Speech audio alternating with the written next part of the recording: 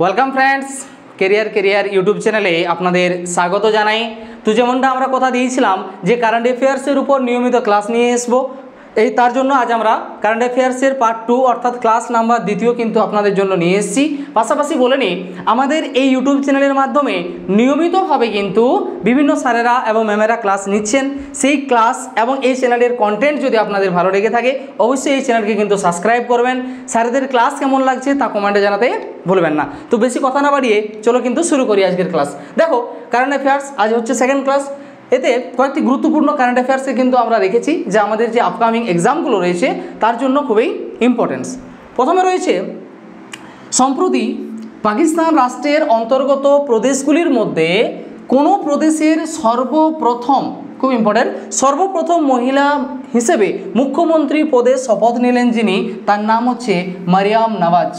মারিয়াম নওয়াজকে না পাকিস্তানের প্রথম বা সর্বপ্রথম মহিলা মুখ্যমন্ত্রী যিনি এই 2024 সালে কি হলেন না অ্যাপয়েন্ট হলেন।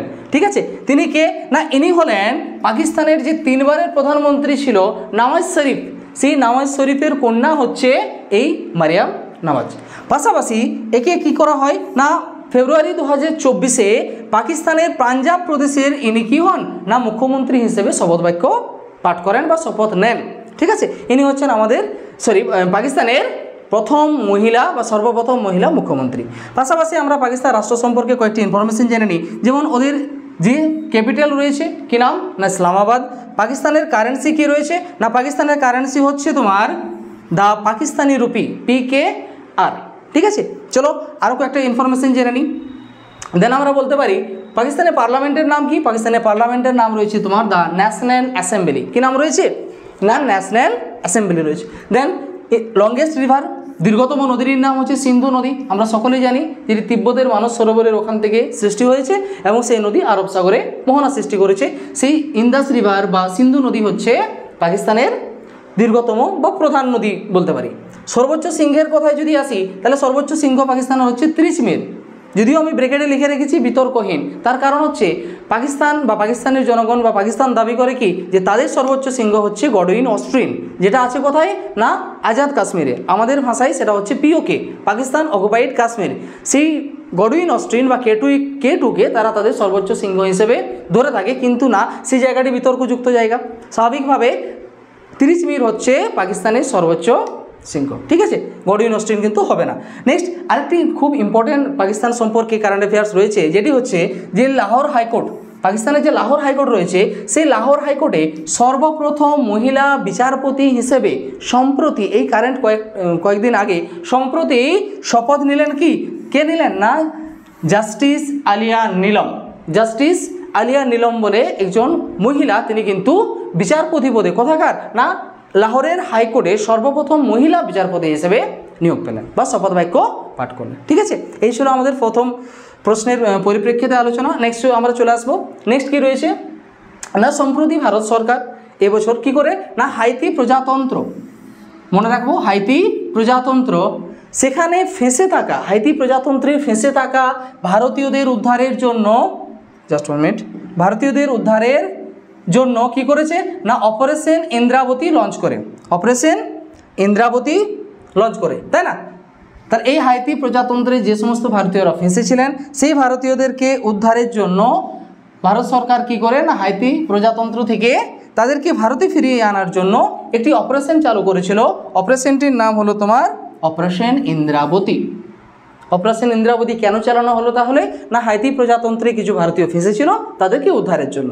চলো আমরা কয়েকটি গুরুত্বপূর্ণ অপারেশন বা গুরুত্বপূর্ণ যে অপারেশনগুলো রয়েছে সেগুলো সম্পর্কে একটু জেনে নিই। যেমন অপারেশন দেবী শক্তি, খুব ইম্পর্টেন্ট, 2021 সালে হয়েছে আফগানিস্তান থেকে ভারতীয়দের পুনরুদ্ধারের জন্য। আফগানিস্তানে যখন সন্ত্রাসবাদী কার্যকলাপ চলছিল সেই সময় যে সমস্ত ভারতীয়রা সেখানে ফেঁসেছিলেন তাদেরকে পুনরুদ্ধারের জন্য ভারত সরকার বা গভর্নমেন্ট অফ ইন্ডিয়া অপারেশন দেবী শক্তি চালিয়েছিল। ঠিক আছে, নেক্সট অপারেশন গঙ্গা, এটি হচ্ছে তোমার 2022 সালের ঘটনা। অপারেশন গঙ্গা চালানো হয়েছিল কোথায় না ইউক্রেনে যে সমস্ত ভারতীয়রা ফেঁসেছিল তাদেরকে দেশে ফিরিয়ে আনার জন্য।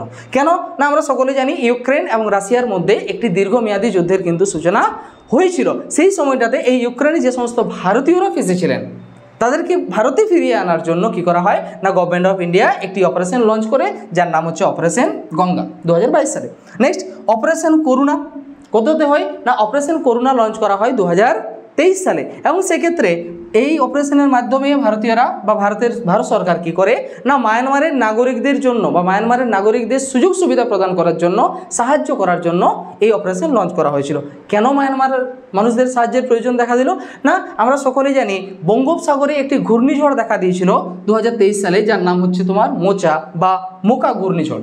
এই ঘূর্ণিঝড়ে চরমভাবে বিধ্বস্ত হয়েছিল কে মায়ানমার দেশটি। সেখান থেকে সেই মায়ানমারবাসীদের বা মায়ানমারের সরকারকে সহায়তা করার জন্য ভারত সরকার কি করে অপারেশন করুণা লঞ্চ করেছিল। ঠিক আছে, আরও দু একটি অপারেশন রয়েছে আমরা জেনে নিই, যেমন অপারেশন অজয় 2023 সালে লঞ্চ করা হয়। এবং এই অপারেশনের মারফতে কি করা হয়েছিল না যে সমস্ত ভারতীয়রা কোথায় ফেঁসেছিলেন, ইসরায়েলে ফেঁসেছিলেন, তাদেরকে উদ্ধার করা হয় বা উদ্ধার করার পরিকল্পনা করা হয়। নেক্সট অপারেশন দোস্ত খুব ইম্পর্টেন্ট। সিরিয়া এবং তুর্কিতে আমরা সকলে জানি যে 2023 সালে ভয়ঙ্কর একটি কী হয় না ভূমিকম্প, আর্থকুয়েক হয়েছিল। সেই ভূমিকম্পর থেকে বা ভূমিকম্পের বিধ্বস্ততা থেকে সেখানকার নাগরিকদের সহায়তা প্রদান করার জন্য বা সহায়তা প্রদানের জন্য গভর্নমেন্ট অফ ইন্ডিয়া অপারেশন দোস্ত নামে একটি অপারেশন লঞ্চ করেছিল। ঠিক আছে, চলো নেক্সট আমরা চলে আসি। নেক্সট যে বিষয়টি নিয়ে আলোচনা করব সেটি হচ্ছে আমাদের সংবিধান হত্যা দিবস। এবছর অর্থাৎ সম্প্রতি ভারত সরকার ঘোষণা করেছে যে প্রতি বছর 25শে জুন এই দিনটিকে ভারত সরকার কী হিসেবে ঘোষণা করবে না সংবিধান হত্যা দিবস হিসেবে ঘোষণা করা হবে। খুব গুরুত্বপূর্ণ একটা বিষয়, কোন ডেটকে বা কোন তারিখকে সংবিধান হত্যা দিবস হিসেবে ঘোষণা করা হলো সেটা হবে 25শে জুন। এবং এই ঘোষণাটি 2024 এবছরই করা হয়। এই ঘোষণাটি যিনি করেছিলেন, এই বিষয়টি যিনি ঘোষণা করেন তিনি হচ্ছেন কেন্দ্রীয় স্বরাষ্ট্রমন্ত্রী অমিত শাহ, তিনি ঘোষণা করেন। দেন বিষয়টি কেন এই সংবিধান হত্যা দিবস কেন পালন করা হচ্ছে না একটা ঘটনা ঘটেছিল। কখন ঘটনা ঘটেছিল দেখো 1975 খ্রিস্টাব্দের 25শে জুন তৎকালীন ভারতের প্রধানমন্ত্রী শ্রীমতী ইন্দিরা গান্ধী ভারতবর্ষে জাতীয় জরুরি অবস্থা ঘোষণা করেছিলেন। ঠিক আছে, এবং সেই জাতীয় জরুরি অবস্থা প্রত্যাহার কবে করা হয় না 1977-এর 21শে মার্চ।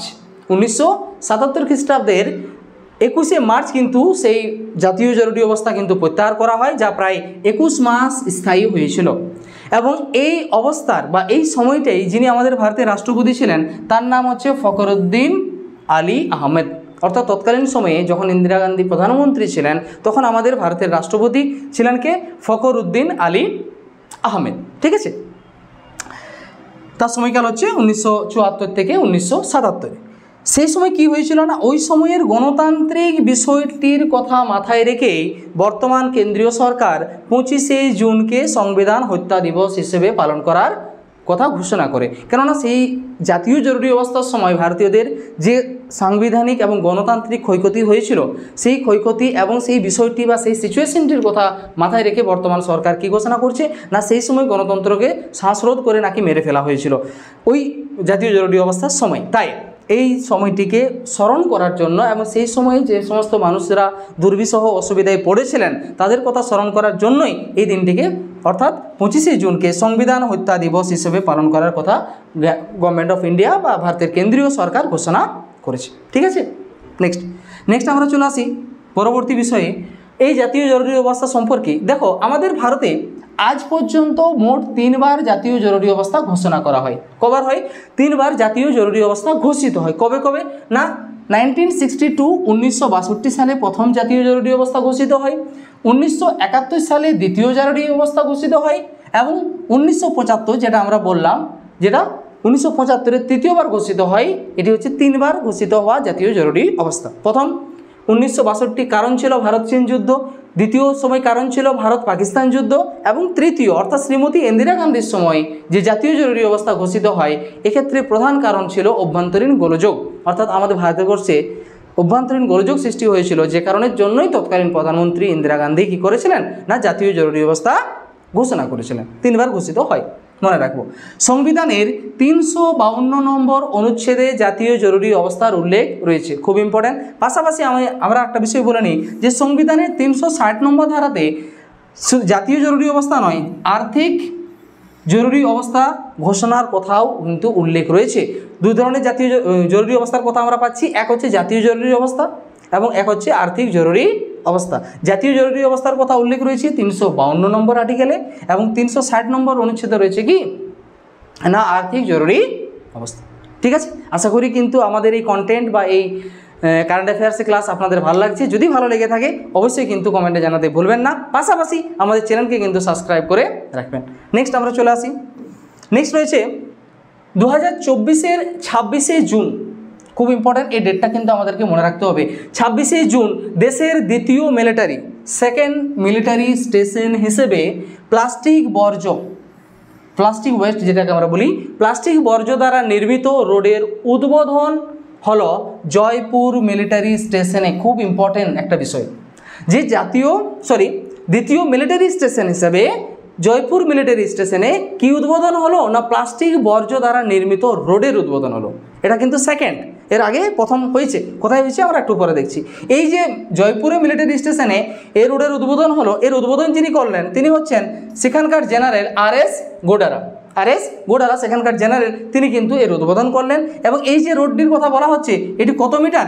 100 মিটার লম্বা। 100 মিটার লম্বা হচ্ছে এই রোডটি। এই রোডটি শক্তিশালী এবং জল প্রতিরোধী। এক তো ওয়েস্ট থেকে বা বর্জ্য থেকে রোড নির্মাণ হলো, পাশাপাশি এই রোডটি কিন্তু অনেক শক্তিশালী এবং জল প্রতিরোধী, সহজে কিন্তু নষ্ট হবে না। প্রথম যে মিলিটারি স্টেশনটি তৈরি হয়েছিল সেটা হচ্ছে আসামের গুয়াহাটিতে অবস্থিত নারেঙ্গি মিলিটারি স্টেশন। এটা হচ্ছে তোমার দ্বিতীয়, জয়পুর মিলিটারি স্টেশন হচ্ছে দ্বিতীয় মিলিটারি স্টেশন যেখানে প্লাস্টিক বর্জ্য দ্বারা নির্মিত রোডের উদ্বোধন হলো। আর প্রথম কোথায় হয়েছিল না আসামের গুয়াহাটিতে অবস্থিত নারেঙ্গি মিলিটারি স্টেশনে প্লাস্টিক বর্জ্য দ্বারা নির্মিত রোড তৈরি হয়। বিষয়টা একটু মনে রাখবো, আশা করি এই পুরো বিষয়টা ক্লিয়ার করাতে পারলাম। নেক্সট কি রয়েছে না নেক্সট রয়েছে আমাদের পোটেম স্পিকার থেকে যে জুন 2024-এ 18তম লোকসভা, এখন আমাদের কততম লোকসভা চলছে? 18তম। সেই 18তম লোকসভার অস্থায়ী অধ্যক্ষ যাকে আমরা ইংরেজিতে বলে থাকি প্রোটেম স্পিকার, তাই না? সেই প্রোটেম স্পিকার হিসেবে যিনি নিযুক্ত হলেন তার নাম হচ্ছে ভর্তুহরি মেহতাব। এই ভর্তুহরি মেহতাবকে প্রোটেম স্পিকার হিসেবে নিয়োগ করা হয়েছিল। ঠিক আছে, চলো একটা বিষয় জেনে নিই। সংবিধানের 95-এর এ ধারা অনুসারে রাষ্ট্রপতি দ্রৌপদী মুর্মু প্রোটেম স্পিকার হিসেবে এই ভর্তুহরি মেহতাবকে নিয়োগ করেন। ঠিক আছে, ইনি 18তম লোকসভার কি ছিলেন? প্রোটেম স্পিকার ছিলেন। লোকসভার সবচেয়ে সিনিয়র সদস্যকে এই পদে নিয়োগ করা হয়। বিষয়টা মনে রাখবো, সবচেয়ে যিনি মোস্ট সিনিয়র যিনি হবেন তাকে এই পদে নিয়োগ করা হবে। নেক্সট, প্রোটেম স্পিকার এর প্রধান দায়িত্ব বা প্রধান যে কাজটা থাকে সেটা হচ্ছে লোকসভায় যে সমস্ত নতুন সদস্যরা আসছেন তাদেরকে কি গ্রহণ করাবেন না তাদেরকে শপথ গ্রহণ করানোই হচ্ছে তার একমাত্র কাজ বা একমাত্র অন্যতম দায়িত্ব। নেক্সট, এই ভর্তুহরি মেহতাব যিনি আমাদের এই 18তম লোকসভার অস্থায়ী অধ্যক্ষ বা প্রোটেম স্পিকার হয়েছিলেন, তার প্রতিদ্বন্দ্বী যিনি ছিলেন বা তার বিপক্ষে যিনি ছিলেন বা যার হওয়ার কথা ছিল সে হচ্ছে কে সুরেশ। কিন্তু কে সুরেশ হননি, কে প্রোটেম স্পিকার হয়েছেন? ভর্তুহরি মেহতাব হয়েছেন। কেন? সেই বিষয়টা আমরা এর পরের পিপিটিতে দেখছি। চলো, এই যে কটক লোকসভা রয়েছে উড়িষ্যার, সেই কটক লোকসভা কেন্দ্রে জয়ী প্রার্থী হলেন ভর্তুহরি মেহতাব, যিনি 7 বারের সাংসদ হন। 7 টাইম সাংসদ হয়েছেন কে? ভর্তুহরি মেহতাব। ওর লোকসভা হচ্ছে কথা না কটক লোকসভা। আবার এই যে কে সুরেশের নাম বলা হচ্ছে, ইনি কেরালার মাভেলিকার সাংসদ, কেরালা প্রদেশের মাভেলিকার সাংসদ হচ্ছেন এবং তিনি 8 বার এই সংসদ পদে নির্বাচিত হন। তাহলে এক্ষেত্রে আমাদের দেখতে হবে যে ভর্তুহরি মেহতাব হয়েছিলেন 7 বার এবং এই যে কে সুরেশ ইনি হয়েছেন 8 বার। তাহলে মোস্ট সিনিয়র কে হচ্ছেন? কে সুরেশ। কিন্তু না, এক্ষেত্রে কিন্তু দাবি করা হয় যে এই কে সুরেশ নিয়মিতভাবে পরপর 8 বার কিন্তু সাংসদ হননি, তিনি কিন্তু কিছুটা গ্যাপ করে সাংসদ হয়েছিলেন। কিন্তু এই 7 বার যিনি হচ্ছেন ভর্তুহরি মেহতাব, তিনি কিন্তু পরপর 7 বার সাংসদ হন। সেই ক্ষেত্রে এর সিকোয়েন্স বা এর ধারাবাহিকতা ছিল না বলে এই ভর্তুহরি মেহতাবকে, যিনি 7 বারের কটকের সাংসদ, তাকে কিন্তু প্রোটেম স্পিকার করা হয়। ঠিক আছে, এ কারণে এই 8 বার হয়েছিল, মানে সিনিয়রের দিক থেকে বা সিনিয়রিটির দিক থেকে কে সুরেশ হচ্ছে সবচেয়ে মানে এগিয়ে, কিন্তু সেক্ষেত্রে না, ইনি যে 8বার সাংসদ হয়েছেন সে কিন্তু সিকুয়েন্সলি 8বার সাংসদ হননি, পরপর 8বার হননি, পরপর 7বার কে হয়েছেন? ভৃতহরি মেহতাব। কিন্তু এক্ষেত্রে এর সিকোয়েন্স ব্রেক হয়েছিল, মিডিলে কিছু সময় সাংসদ ছিলেন না, সেই কারণের জন্য এই কে সুরেশকে না করে ভৃতহরি মেহতাবকে প্রোটেম স্পিকার করা হয়। নেক্সট আবার বলি, আমাদের ওই প্রোটেম স্পিকার যখন তার কার্যকাল শেষ করলো বা 1-2 দিনের যে কার্যকাল ছিল, তিনি শপথ বাক্য পাঠ করিয়ে তার যখন কার্যকালের সমাপ্তি হলো, তখন 18তম লোকসভার যে স্থায়ী অধ্যক্ষ নির্বাচিত হলেন তিনি হচ্ছেন ওম বিড়লা, যিনি আগেও ছিলেন, যিনি এর আগের যে লোকসভা সেই লোকসভাতেও তিনিই অধ্যক্ষ ছিলেন এবং তাকেই নতুনভাবে অ্যাপয়েন্ট করা হয়। তাহলে বর্তমান ভারতের লোকসভার অধ্যক্ষ যিনি আছেন তিনি হচ্ছেন ওম বিড়লা, মনে থাকবে। চলো নেক্সট আছে যে সাম্প্রতিক মেঘালয় রাজ্যের সর্বপ্রথম মহিলা DGP, director general of police, DGP হিসেবে নিয়োগ করা হয় ইদাসিয়াস নংগ্রেংকে, ইদাসিয়াস নংগ্রেংকে। হ্যাঁ, এবং এই যে মহিলা, ইনি শুধু মেঘালয় রাজ্য নয়, পুরো নর্থ ইস্ট রাজ্যগুলির মধ্যেও ইনিই কিন্তু সর্বপ্রথম ডিজিপি, মহিলা ডিজিপি। আবার এই 2024-এর কয়েকটি গুরুত্বপূর্ণ যে নতুন নিয়োগ হয়েছে সেগুলো সম্পর্কে আমরা একটু জেনে নিই। বেশ কয়েকটি নিয়োগ কিন্তু এখানে রেখেছি, চলো একে একে দেখি। দেখো, প্রসার ভারতী নিউ চেয়ারম্যান কে হয়েছেন? নবনীত কুমার সেহগল, ইনি হচ্ছেন প্রসার ভারতীর চেয়ারম্যান। ডাইরেক্টর জেনারেল অফ আকাশবাণীর নতুন ডাইরেক্টর জেনারেল কে হলেন? না মৌসুমী চক্রবর্তী, ইনি হলেন আকাশবাণীর নতুন ডাইরেক্টর জেনারেল। নেক্সট আমরা যদি বলি জয়েন্ট ডাইরেক্টর অফ সিবিআই এর নতুন জয়েন্ট ডাইরেক্টর পদে কে নিয়োগ পেলেন? না অনুরাগ কুমার, খুব ইম্পর্টেন্ট এটা। অনুরাগ কুমার কি পদে পেলেন? না joint director of CBI, crime bureau of investigation, না সিবিএসই। এর নতুন চিফ কে হলেন? না রাহুল সিনহা। সিবিএসইর পুরো নাম আমরা সকলেই জানি, central board of secondary education. তার নতুন চিফ যিনি হলেন তার নাম হচ্ছে রাহুল সিনহা। নেক্সট আমরা বলবো national mission for clean Ganga, এর ডাইরেক্টর জেনারেল যিনি হলেন তার নাম হচ্ছে রাজীব কুমার মিত্তল। এই রাজীব কুমার মিত্তল হলেন national mission for Ganga, clean Ganga, তাই না? তার ডাইরেক্টর জেনারেল পদে তিনি কিন্তু নতুন নিয়োগ পেলেন। নেক্সট আরও কয়েকটি রয়েছে, আমরা জেনে নিই। দেন আমরা বলতে পারি সুপ্রিম কোর্টের বার অ্যাসোসিয়েশনের প্রেসিডেন্ট কে নির্বাচিত হলেন? না কপিল সিব্বল সুপ্রিম কোর্টের বার অ্যাসোসিয়েশনের নতুন প্রেসিডেন্ট হিসেবে তিনি কিন্তু নির্বাচিত হলেন। ধনলক্ষ্মী ব্যাংক এর নতুন এমডি পাওয়া গেছে, নতুন এমডিকে? না অজিত কুমার কে ধনলক্ষ্মী ব্যাংকের নতুন এমডি বা ম্যানেজিং ডাইরেক্টর পদে নিয়োগ পেয়েছেন। ঠিক আছে, চলো আমরা নেক্সট বিষয়ে চলে আসি। নেক্সট কি আছে? না আমাদের বিশ্ব জলাভূমি দিবস বা এই যে রামসার সাইট, সেই জায়গা থেকে প্রশ্ন রাখা হয়েছে যে 2024-এর 2রা ফেব্রুয়ারি পালিত হয় বিশ্ব জলাভূমি দিবস। আমরা সকলে জানি যে প্রতি বছর 2রা ফেব্রুয়ারি রামসার দিবস বা বিশ্ব জলাভূমি দিবস হিসেবে আমরা ওই দিনটি অবজার্ভ করে থাকি। তাহলে সেক্ষেত্রেও কয়েকটি গুরুত্বপূর্ণ বিষয় জেনে নিই। এবছরের থিমস কী ছিল? না এবছরের থিম ছিল ওয়েটল্যান্ডস অ্যান্ড হিউম্যান ওয়েলবিংস, তাই না? ওয়েটল্যান্ডস অ্যান্ড হিউম্যান ওয়েলবিংস এবছরের থিমস হচ্ছে। বিষয়টা কি হয়েছিল? না 1971-এর 2রা ফেব্রুয়ারি কাস্পিয়ান সাগরের কাছে ইরানের রামসার শহরে অনুষ্ঠিত হয়েছিল রামসার সম্মেলন, এবং সেই সম্মেলনে এই যে তারিখটি অর্থাৎ 2 ফেব্রুয়ারি, এই তারিখটা কিন্তু কি হয়? রামসার দিবস বা বিশ্ব জলাভূমি দিবস হিসেবে কি করা হয়? গৃহীত হয়। নেক্সট, বর্তমান ভারতে রামসার সাইটের সংখ্যা হচ্ছে 82, খুব ইম্পর্টেন্ট। বর্তমান ভারতে রামসার সাইটের সংখ্যা কত? 82। কীরকম? না আগে আমাদের ছিল 75, পাশাপাশি এই 2024-এরই একটা সময়ে ফেব্রুয়ারি মাসে বাড়ে 5টি এবং রিসেন্টলি জুন মাসে বাড়ে 2টি, অর্থাৎ এখন আমাদের সর্বমোট রামসার সাইটের সংখ্যা হচ্ছে তোমার 82। তামিলনাড়ু রাজ্যে সবচেয়ে বেশি সংখ্যক রামসার সাইট রয়েছে, কত? না 16টি। এর তামিলনাড়ুর পরে যে রাজ্যটি আসবে তার নাম হবে তোমার উত্তরপ্রদেশ, সেখানে আছে 10টি রামসার সাইট। ইউপিতে কটি রয়েছে? 10টি।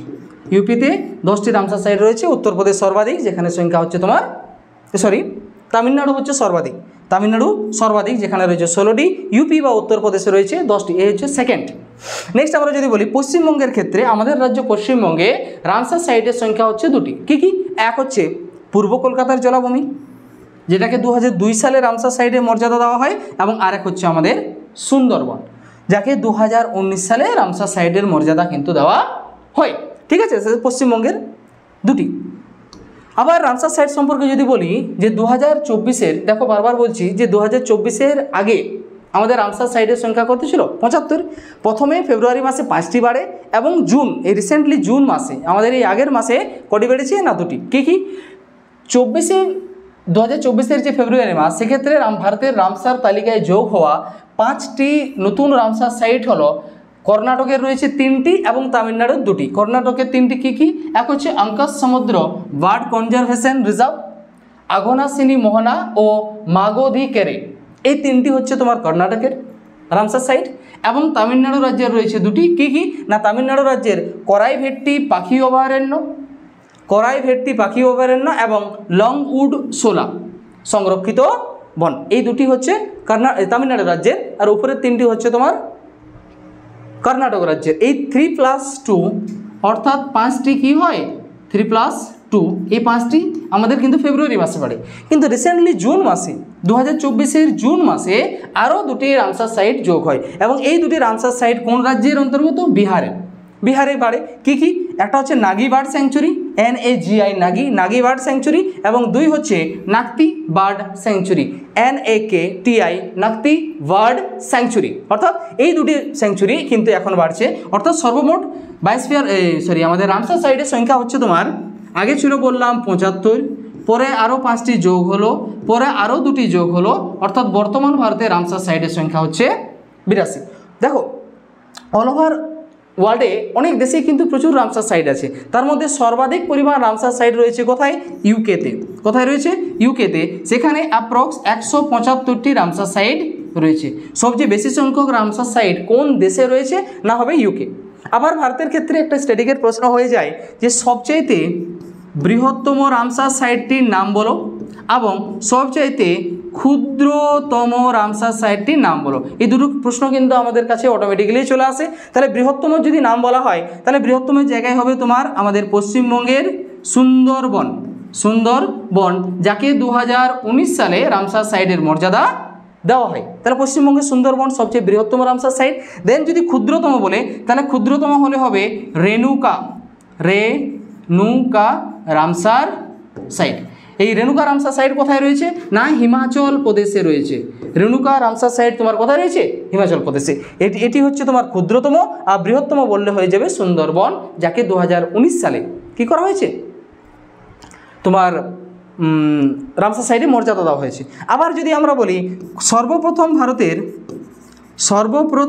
ভারতের রামসার সাইটটির নাম বলো, তাহলে কি হবে? না সর্বপ্রথম রামসার সাইটের নাম আমাকে যদি বলতে হয়, তাহলে হবে উড়িষ্যার চিল্কা হ্রদ এবং রাজস্থানের একটি ন্যাশনাল পার্ক রয়েছে যার নাম হচ্ছে কেওলাদেও ন্যাশনাল পার্ক, তাই না? তাহলে এই দুটো হবে আমাদের, একটা হচ্ছে তোমার চিল্কা আর একটা হচ্ছে কেওলাদেও ন্যাশনাল পার্ক। উড়িষ্যার চিল্কা হ্রদ এবং রাজস্থানের কেওলাদেও ন্যাশনাল পার্ক হচ্ছে আমাদের সর্বপ্রথম ভারতের রামসার সাইট। ঠিক আছে, এই বিষয়টা আশা করি ক্লিয়ার করতে পারলাম। যদি প্রশ্ন আসে সাম্প্রতিক, অর্থাৎ এখন আমাদের রামসার সাইটের সংখ্যা হচ্ছে 82। নেক্সট যদি আমরা চলে আসি, কি বলবো, কোপা আমেরিকা রিসেন্টলি শেষ হলো, তাই না? কোপা আমেরিকা 2024-এ জয়ী দলটি হলো আর্জেন্টিনা। কে জিতলো? কোপা আমেরিকা, আর্জেন্টিনা জিতেছে। সেক্ষেত্রে ফাইনাল যে খেলাটি হয়েছিল সেটা হয় আর্জেন্টিনা বনাম কলম্বিয়া। তাহলে রানার্স আপ কে? কলম্বিয়া। জিতেছে কে? না আর্জেন্টিনা।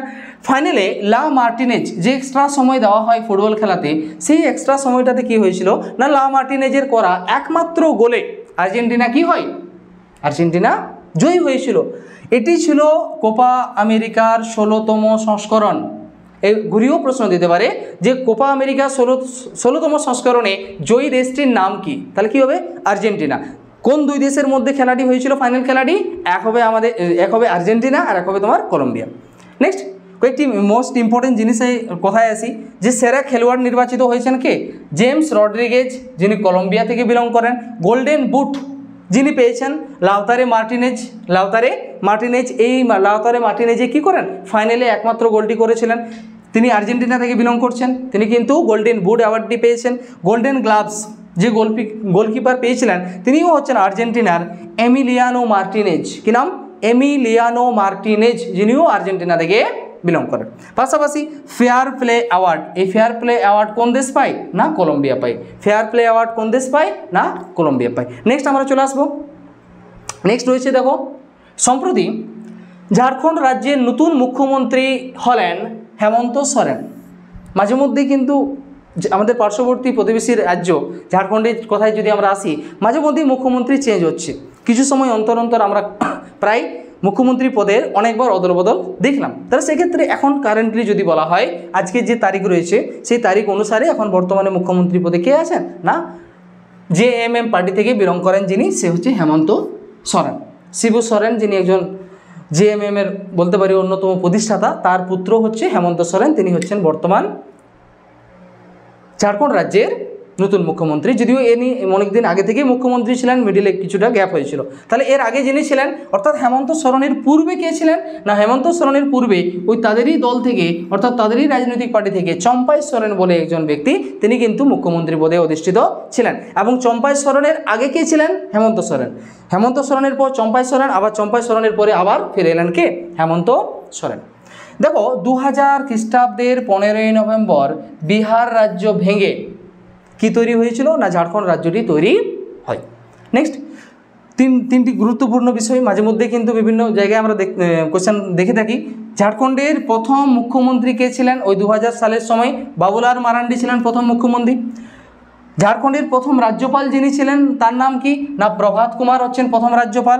এবং ঝাড়খণ্ডের যদি আমরা বর্তমান অর্থাৎ কারেন্ট যিনি গভর্নর বা রাজ্যপাল আছেন তার কথায় আসি তাহলে হবে সিভি রাধাকৃষ্ণন, সিপি রাধাকৃষ্ণন বর্তমান হচ্ছে না কোথাকার না ঝাড়খণ্ড রাজ্যের গভর্নর। তাহলে ঝাড়খণ্ডের প্রথম মুখ্যমন্ত্রী বাবুলাল মারান্ডি, ঝাড়খণ্ডের প্রথম রাজ্যপাল প্রভাত কুমার, ঝাড়খণ্ডের বর্তমান রাজ্যপাল সিপি রাধাকৃষ্ণন এবং ঝাড়খণ্ডের বর্তমান মুখ্যমন্ত্রী হবে হেমন্ত সোরেন।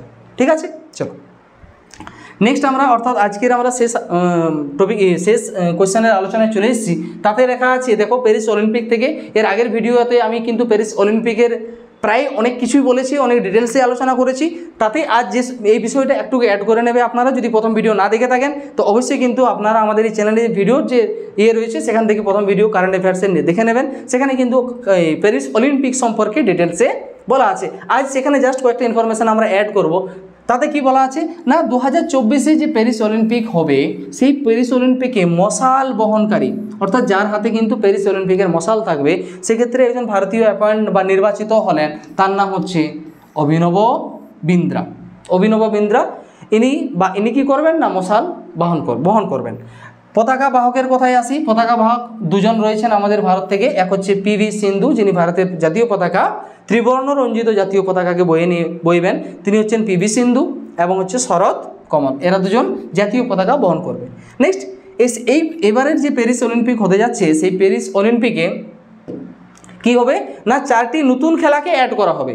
প্যারিস অলিম্পিকে 4টি নতুন খেলাকে অ্যাড করা হবে, সেগুলো হবে ব্রেকিং, জাস্ট মিনিট,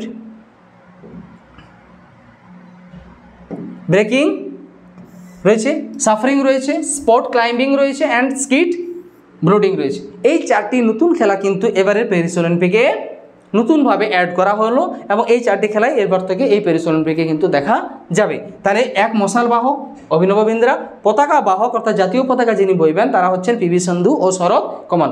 যদি এই ভিডিও বা এই কারেন্ট অ্যাফেয়ার্সের আলোচনা আপনাদের ভালো লেগে থাকে অবশ্যই জানাতে ভুলবেন না। ভিডিওটি শেষ পর্যন্ত দেখার জন্য অশেষ ধন্যবাদ। Thank you.